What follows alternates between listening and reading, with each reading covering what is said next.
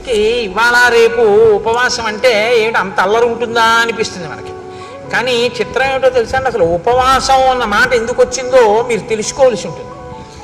ఉప అంటే సమీపమునందు, వసి అంటే నివసించుట.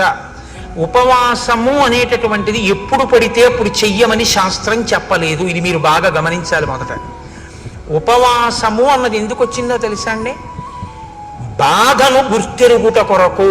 ఇది ముందు తెలుసుకోవాలి. ఎందుకు గుర్తెరుగుట కొరకు అంటే, తినగలిగి తినకూడదు. మీరు తినగలరు, ఆకలి ఉంది కానీ తినరు. ఇప్పుడు బాధ వేస్తుందా వేద, ఆకలి వేస్తుందా వేద, వేసేస్తుందా టైంకి, కానీ మీరు తినరు. ఇప్పుడు నీరసంగా ఉంటుందా ఉండదా, ఉంటుంది. జాగరణ ఎందుకు చేయాలి, నిద్ర వస్తుంది కానీ పడుకోరు. ఎందుకు పడుకోరు, ఇంట్లో అన్నీ ఉన్నాయి, చక్కగా పడకుండి అన్నీ ఉన్నాయి కానీ పడుకోరు. పడుకోకపోతే ఉండే బాధ ఏమిటో అనుభవిస్తారు, అన్నం తినకపోతే ఉండే బాధ ఏమిటో అనుభవిస్తారు. ఈ రెండు ఎందుకు అనుభవిస్తారు ఉపవాసంలో అని చెప్పారో తెలుసా అండి. శరీరంలోంచి జీవుడు నిష్క్రమిస్తాడు, ఏదో ఒకనాడు వెళ్ళిపోవాలి, తప్పదు, ఇందులోంచి వెళ్ళిపోతాడు. వెళ్ళిపోయినప్పుడు బాధతో వెళతాడు తప్ప సంతోషంతో వెళ్ళడు. వెళ్ళిపోయేటప్పుడు చాలా సుఖంగా ఉంటుందని మీరు అనుకోవద్దు, చాలా బాధగానే ఉంటుంది. వినిర్ముక్తం అయ్యేటప్పుడు ఒక్కొక్కసారి 1,00,000 తేళ్లు కుట్టిన బాధ ఉంటుందని చెప్పారు.